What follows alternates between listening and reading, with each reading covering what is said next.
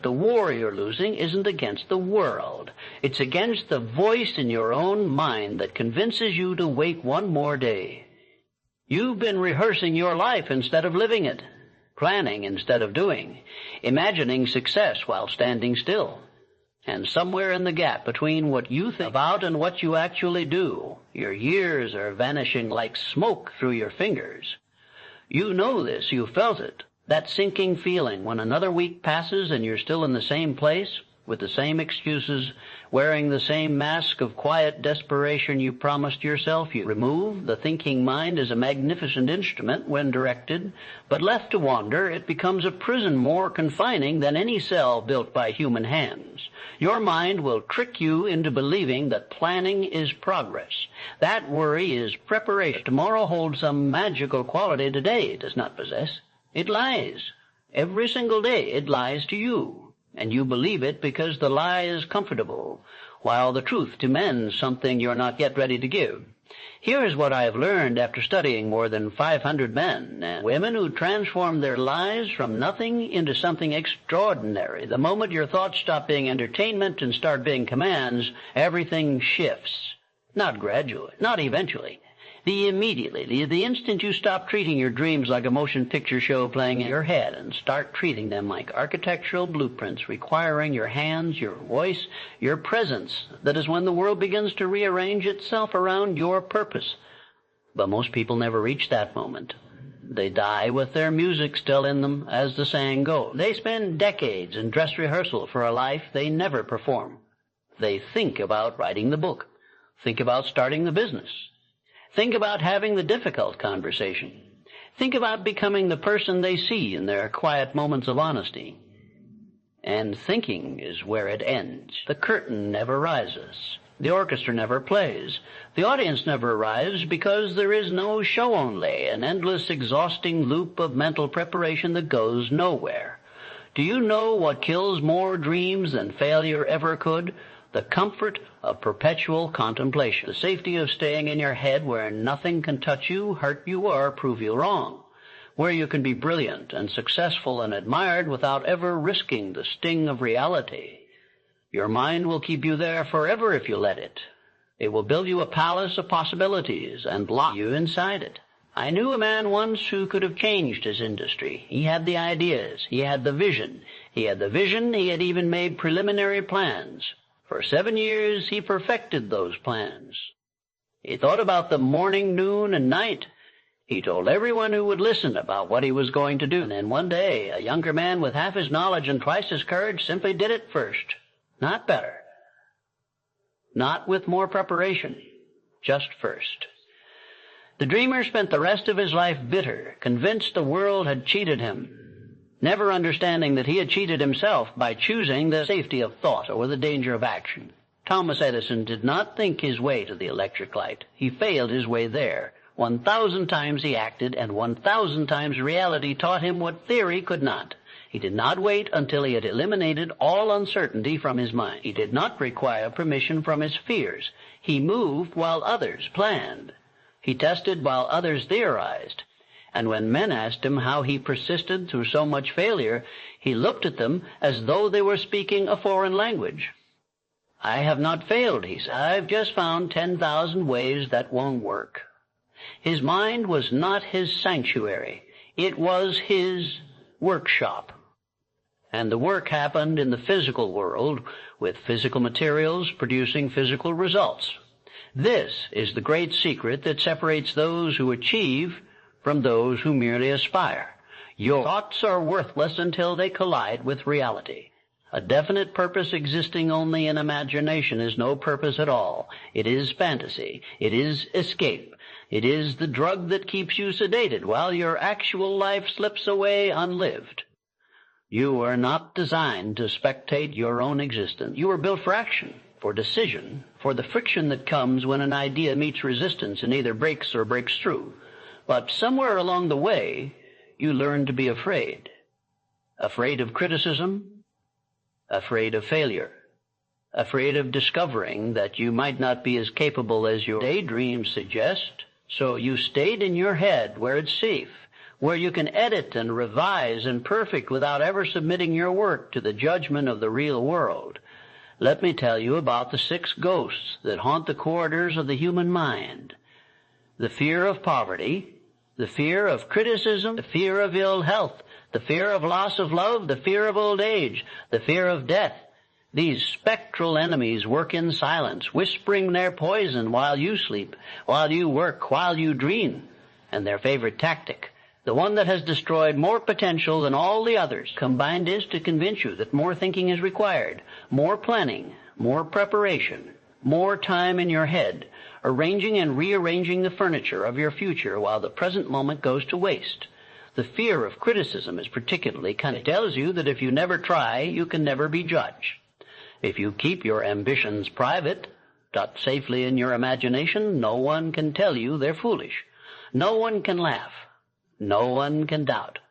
You can maintain the comfortable fiction that you would succeed if only you decided to begin. This is the liar's paradise. This is the graveyard where dreams go to hide from the light. Andrew Carnegie understood this. The man who would become one of the wealthiest individuals in America started as a bobbin boy in a cotton factory, earning $1.20 per week. He did not have the luxury of living in his head. He could not afford to wait for perfect conditions or complete certainty. He made decisions with incomplete information and moved forward while smarter men stood still, paralyzed by the need for guarantees that do not exist. His mind was not his throne, it was his tool. And he wielded it in service of action, not in place of it. Before I continue, answer one question honestly. How many times have you had the same conversation with yourself, made the same promise, set the same goal, felt the same burning desire, only to wake up weeks or months later having done nothing about it? If you're still listening, something inside you is waking up. That restlessness you feel is not anxiety. It is your authentic self, buried under years of overthinking, beginning to stir. It knows you have been lying to it. It knows you have traded your birthright of achievement for the thin soup of comfortable delusion.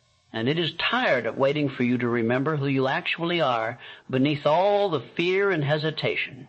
You are not your thoughts. You are what you do. Your character is not formed by what you intend or plan or imagine. It is forged in the fire of decision, followed by action, followed by persistence when action becomes difficult.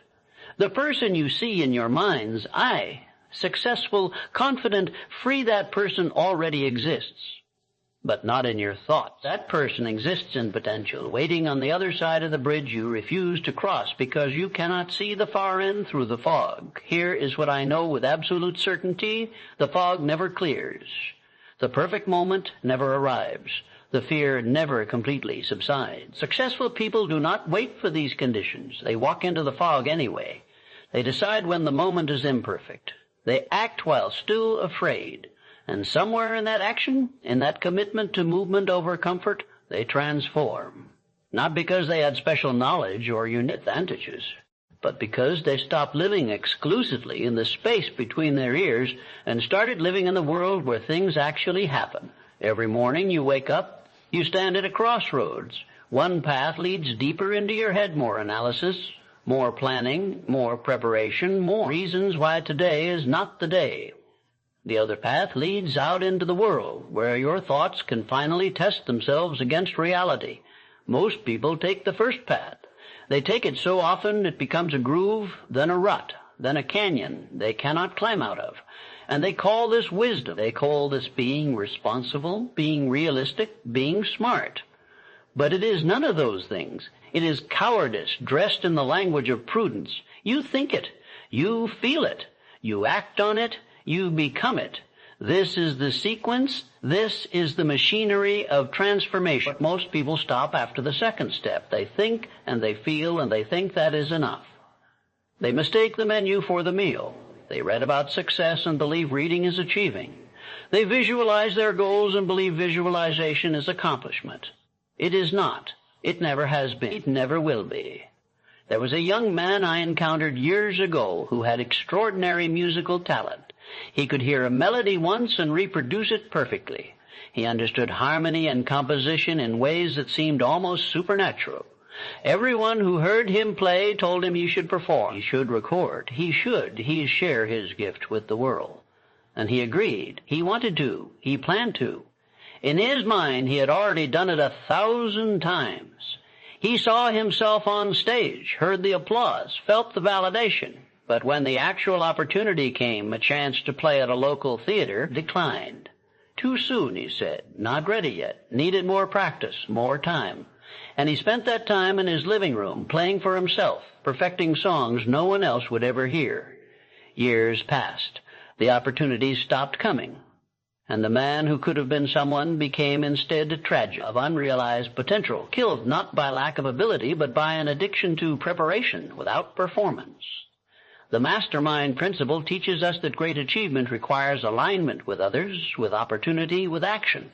But first, it requires alignment within yourself. Your thoughts and your actions must march in the same direction.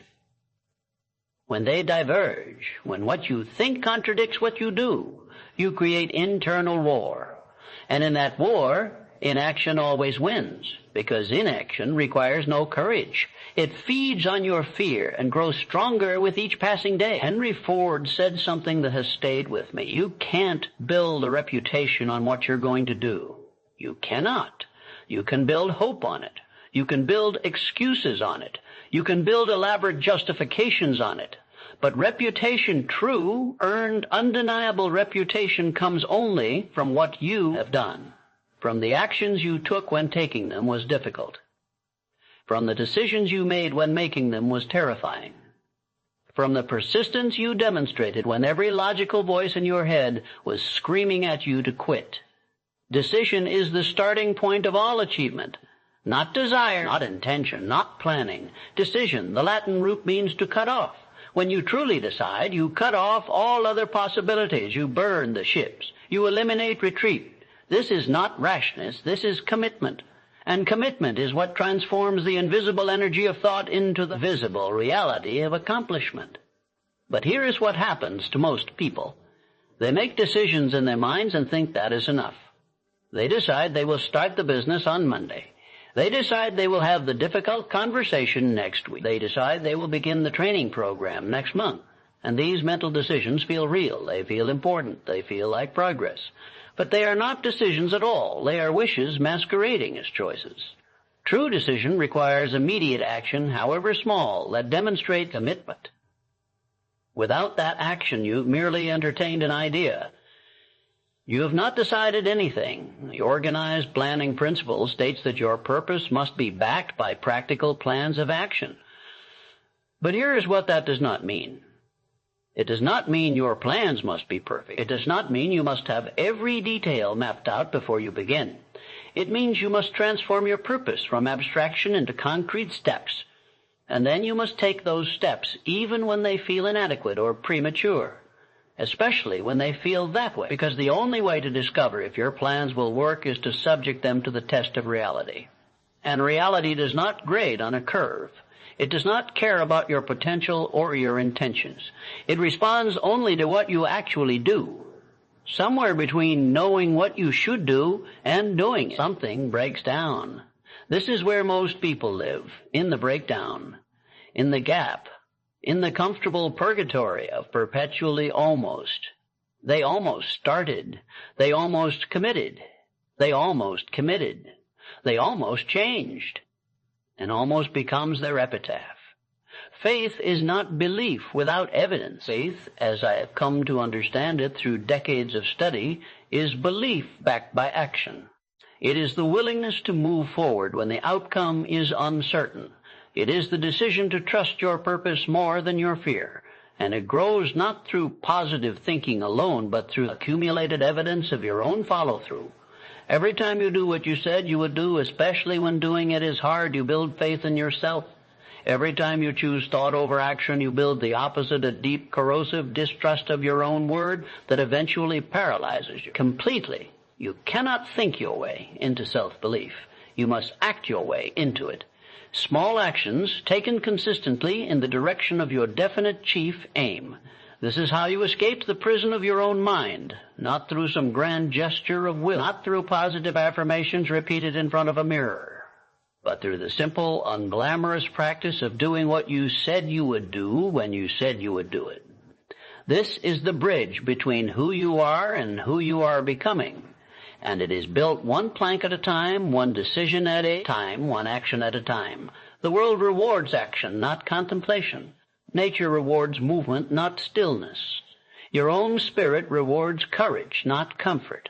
Every system around you and within you is designed to respond to what you do, not what you think about doing. This is not cruelty, this is grace, because it means your past does not determine your future. Your current circumstances do not determine your destination. Only your decision to act right now, in this moment, determines where you will be tomorrow and next year and 10 years from now. Adversity is not your enemy, it is your opportunity. Every obstacle you face, every setback you encounter, every failure that stings, these are not signs that you should retreat back into your head where it's safe. They are invitations to prove yourself, to test your commitment, to discover what you are made of when the path is hard and the outcome is uncertain. The people who achieve lasting success are not those who never face difficulty.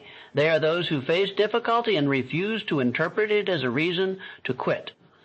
You've been waiting for permission, for a sign, for the perfect moment when all conditions align and all fears subside and the path forward is illuminated and guaranteed.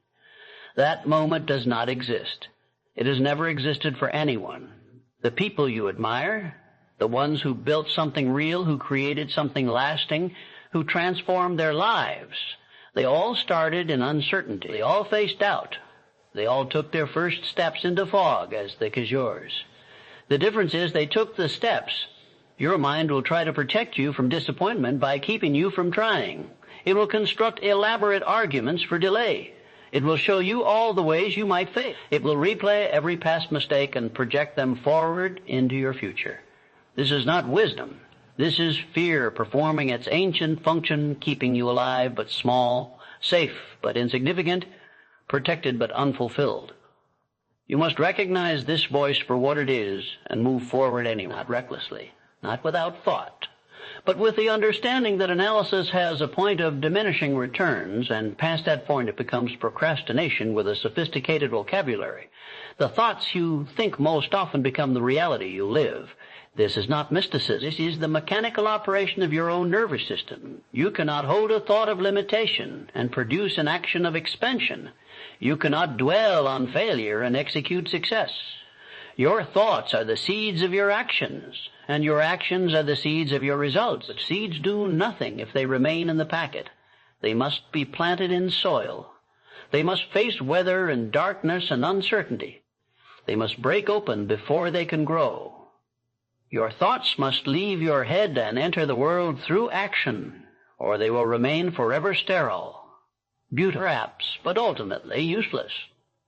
This very day, someone somewhere is deciding to stop living in their head. They are making the choice you have been postponing. They are taking the risk you have been calculating yourself out of. They are stepping into the fog you are waiting to clear. And while you wait, they are moving. While you plan, they are doing. While you perfect your strategy in your mind, they are learning from their mistakes in reality. And one day, not too far from now, you will see what they have built and wonder why it could not have been you. It could have been. It still can be. But only if you stop treating action like the last resort and start treating it like the first response. You were not placed on this earth to be a spectator of your own potential.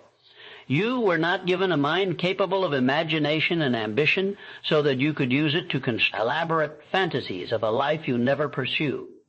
You were given these gifts so that you could transform them into something real, something tangible, something that exists outside your skull and benefits the world around you. Every day you spend trapped in thought is a day you rob from your purpose. Every hour you waste in analysis is an hour you could have spent in action. And action, however imperfect, beats perfect planning every single time. Stop asking if you are ready. You are not. No one ever is. Stop asking if it is the right time. It is not. It never is.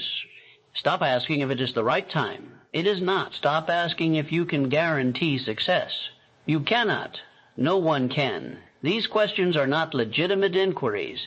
They are escape routes. They are the trapdoors your mind is constructed to help you avoid the one thing that will actually change your life. Uncomfortable, uncertain, imperfect action. Make your decision now, not tomorrow, not when you feel ready, not when conditions improve. Now, decide what you are committed to building, creating, becoming. Write it down. Speak it aloud. And then before the day ends, speak it aloud. And then, before the day ends, before your mind has time to construct new obstacles, take one action, an action that moves you toward it. It does not have to be large. It does not have to be perfect. It simply has to be real, physical, observable, something that exists in the world rather than merely in your imagination. You think it, you feel it, you act on it, you become it. This is the sequence. This is the code. This is the difference between a life lived and a life imagined. And the moment you stop living in your head, the moment you step out of the theater of your own mind and onto the stage of reality, that is the moment everything changes. Not eventually, not gradually, immediately. Because on the other side of that decision, on the other side of that first uncomfortable action, you meet a version of yourself you have only imagined. And that version is not built from your thoughts. It is built from your choices, your follow-through, your willingness to be imperfect in public rather than perfect in private. That version of you has been waiting. It has been patient. But it will not wait forever. The world is not interested in your potential. It is interested in your potential. It is interested in your contribution. And contribution requires that you exit your own mind and enter the arena where real things happen to real people who take real risks. This is not philosophy. This is mechanics. This is how transformation actually works. And it starts the second you decide that your thoughts are no longer a destination but a departure point. I want you to take one moment right now to imagine yourself 1 year from today. If you continue as you are thinking, planning, preparing, but never quite beginning, where will you be? What will you have built? What will you have proven? Be brutally honest. Because that future is not hypothetical. It is where you are headed unless you change direction today. Now imagine a different year. One where you took the action you have been avoiding, where you had the conversation you have been postponing, where you started the project you have been perfecting in your mind, where you made the decision you have been calculating endlessly. What does that future look like? How does that version of you walk? How do they speak? What confidence do they carry because they know they can trust themselves to follow through? The gap between these two futures is not luck. It is not talent. It is not circumstance. It is decision followed by action. That is all. That is everything. Every person who has ever achieved anything significant has faced the same choice you face right now. Stay safe in thought or risk exposure in action. And every one of them who chose action will tell you the same thing. The fear you feel before you begin is always worse than the reality you face once you start. Always. The anticipation of difficulty is more paralyzing than the difficulty itself. The imagination of failure is more devastating than actual failure. Because in reality, you learn. You adjust. You grow stronger. But in imagination, you simply suffer without gain. Your time here is limited. You know this intellectually, but you do not live as though you believe it. You act as though you have infinite tomorrows to begin living. Life you imagine. You do not. None of us do. And one day, sooner than seems possible, you'll run out of chances to become who you were meant to be. The tragedy is not that you tried and failed. The tragedy is not that you tried and failed. The tragedy is that you never tried at all because you could not stop living in your head long enough to live in the world. So here is my final word to you. Stop waiting for permission that will never come. Stop seeking guarantees that do not exist. Stop perfecting plans that will never be perfect enough. Make your decision. Take your action. Enter the world with your imperfect, uncertain, beautiful first step. And discover what every person who has ever built something real already knows. The moment you stop living in your head, everything changes. Not because the world shifts, but because you finally become real. If this message resonated with something true inside you, share it with someone who needs to hear it. And if you want more of these reminders, more of these challenges to step out of comfortable delusion and into difficult reality, subscribe to this channel. Not for me, for yourself, for the person you are becoming, for the life you are finally ready to stop imagining and start living. The choice is yours. It always has been.